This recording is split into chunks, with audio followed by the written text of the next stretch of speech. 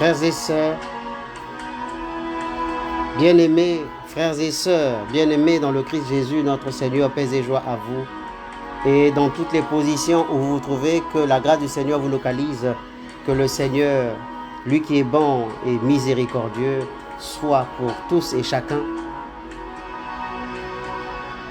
Miséricorde en ce début de ce temps si riche de carême que nous inaugurons aujourd'hui avec ce dimanche premier dimanche de carême. La méditation de ce dimanche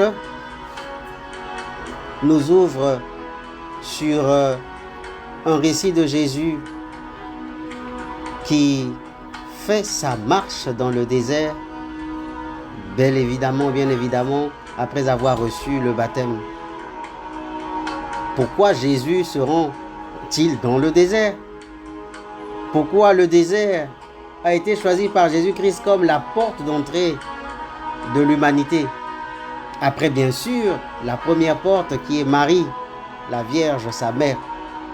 Dieu s'est choisi une seconde porte, à l'opposé de la première. En effet, la porte virginale de Marie est supposée être celle ou symbole de la perfection que Dieu lui-même s'était proposé de préparer, d'apprêter pour son Fils Jésus-Christ.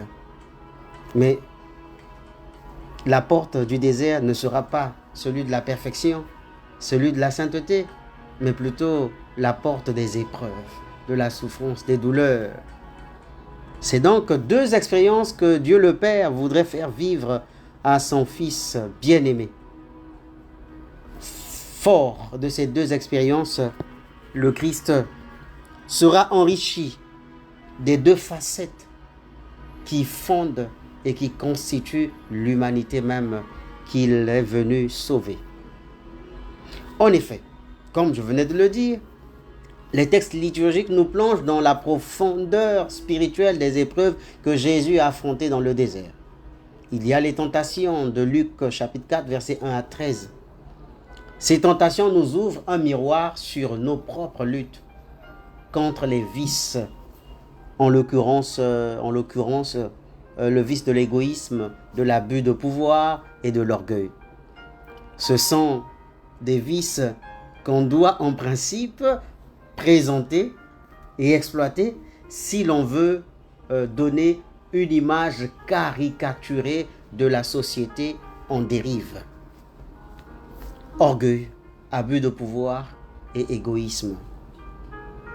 En réfléchissant à ces thématiques, nous pouvons tirer des enseignements précieux pour ce début de saison de repentance et de conversion.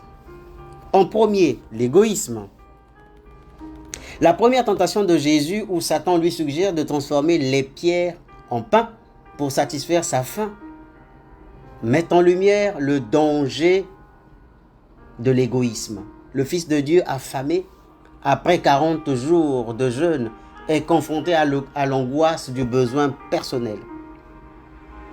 Sauver sa vie en se nourrissant. Cependant, il choisit de répondre à la tentation du diable par cette réponse. L'homme ne vit pas seulement de pain, mais de toute parole qui sort de la bouche de Dieu. Une réponse non pas portée par l'orgueil du Fils de Dieu, mais une réponse chargée d'espérance. Même le Fils Jésus-Christ espère en la providence divine. Il croit en la bonté de son Père qui ne le laissera jamais mourir de faim. Alors, pourquoi se préoccuper pour ce qui passe? La leçon à retenir est telle: en ce temps de carême, nous sommes appelés à relâcher notre focalisation sur nos propres besoins et à nous ouvrir à ceux qui souffrent autour de nous. L'égoïsme peut facilement nous isoler et nous faire oublier notre responsabilité envers autrui. Le carême est un temps pour cultiver la solidarité, le partage, la bienveillance, en agissant pour le bien, non pas le nôtre seulement, mais le bien commun. En rejetant toutes les opportunités du recherche et du confort, toutes les opportunités, j'allais dire, du confort personnel. Le deuxième vice, l'abus de pouvoir. Dans la deuxième tentation, Satan offre à Jésus tous les royaumes du monde, en lui disant, s'il se prosterne et l'adore, il en recevra la totalité en héritage. Combien il est farceur ce Satan, combien c'est un escroc, c'est le père des escrocs. Comment peut-il offrir au Fils de Dieu ce qui ne lui appartient pas? En fait, pour ouvrir la parenthèse, ça nous fait penser à tout le tralala autour de la guerre, de la querelle sur les parcelles ACD, comme ça se dit, autres, en Côte d'Ivoire. On trouve des gens expropriés de manière illégale et illégitime les terres des uns pour les revendre aux autres. Des faussaires. Et Satan, c'est un faussaire. Il veut exproprier les royaumes de la terre à Dieu, qui est le créateur du ciel et de la terre, pour les redonner au Fils de Dieu, qui, en fait, n'oubliez pas, était auprès de son Père lorsque le Père criait ou faisait venir au jour ou tirer de la nuit, dans l'obscurité de la nuit, tout ce qui existe sur la terre. C'est un menteur. Et il est arrogant dans son art du mensonge, Satan. C'est curieux. Cette offre expose la tentation de l'abus de pouvoir et le charme de la domination. Jésus refuse, déclarant qu'il est écrit « Tu adoreras le Seigneur ton Dieu et tu le serviras lui seul ». Luc chapitre 4, verset 8. La leçon à retenir. En ce temps de carême, nous devons nous interroger sur la manière dont nous exerçons notre propre pouvoir. Que ce soit dans nos relations personnelles au travail ou dans nos engagements communautaires, il est crucial d'utiliser notre influence pour promouvoir l'honnêteté et le sens du bien, la justice et le service, plutôt que la recherche de l'asservissement des autres ou du contrôle des uns. Le véritable homme qui a de la grandeur et de l'estime, qui a de l'amour et du respect envers son prochain, est celui-là qui est dans la capacité de servir les autres avec courage et non de les exproprier et non de les dépouiller pour leur revendre un peu plus cher ce qu'ils possédaient déjà. C'est une mauvaise foi. Comme Jésus vient de nous le montrer, soyons sereins.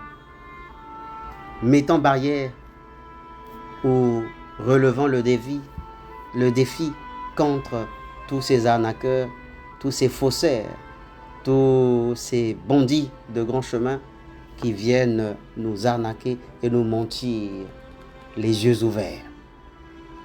Le troisième vice, l'orgueil. Enfin, dans la troisième tentation, évidemment, Satan défie Jésus de prouver son identité divine en se jetant du sommet du temple, assurant qu'il sera secouru par les anges. Luc chapitre 4, versets 9 à 11. Ce moment illustre l'orgueil, cette quête insatiable de reconnaissance, d'affirmation, de gloire ou de gloriose et de validation par des actes spectaculaires.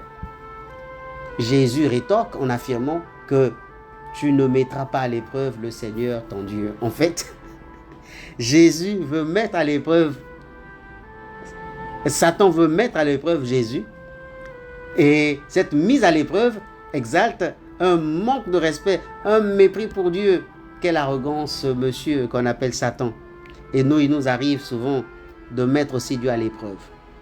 Quelquefois, en lui demandant de nous faire grâce ou faveur de quelque chose, mais avec un ton et des allures de condescendance, comme si il était obligé de répondre favorable à toutes nos demandes, comme s'il était notre valet. Dieu n'est pas notre valet.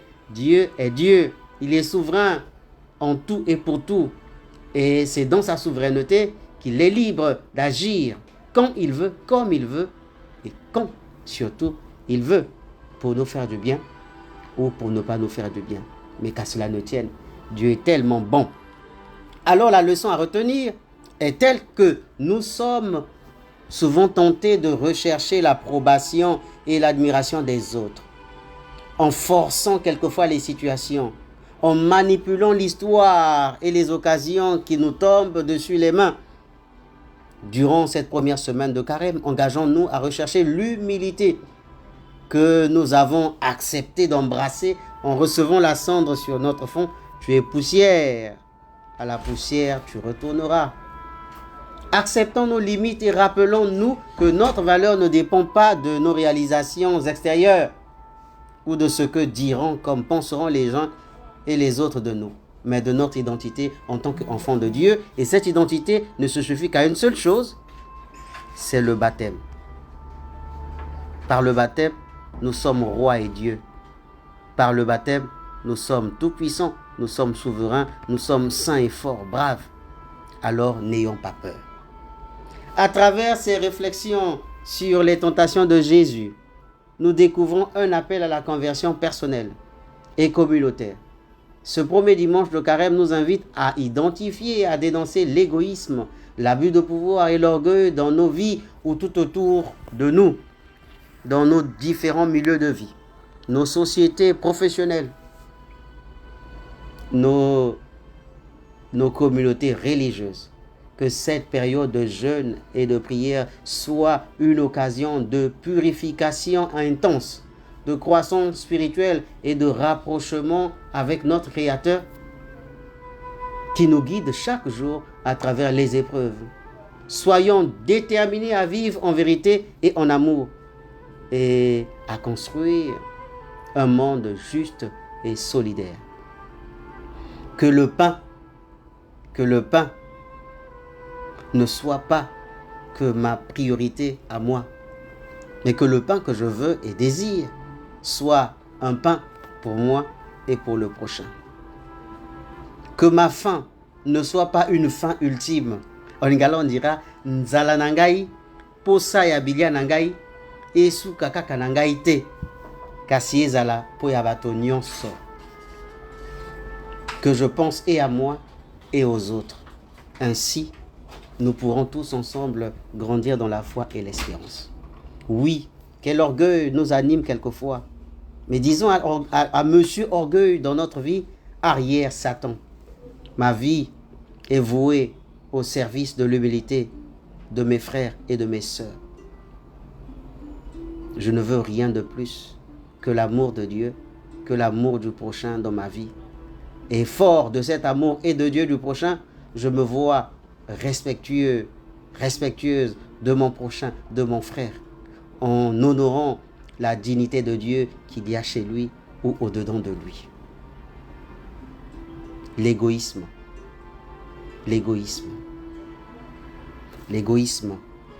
Que dire?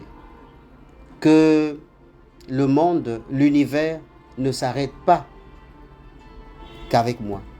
Quant à l'abus de pouvoir, pensons au service. Ecclésiaste dit que sous le soleil, tout a une fin. D'autant plus qu'il y a un commencement. Lorsque nous avons la chance de posséder le pouvoir, faisons usage de ce pouvoir au profit de tous, de la croissance, du bonheur et de la paix de tout un chacun. Le chef n'est jamais éternellement chef. Et l'esclave n'est jamais éternellement esclave.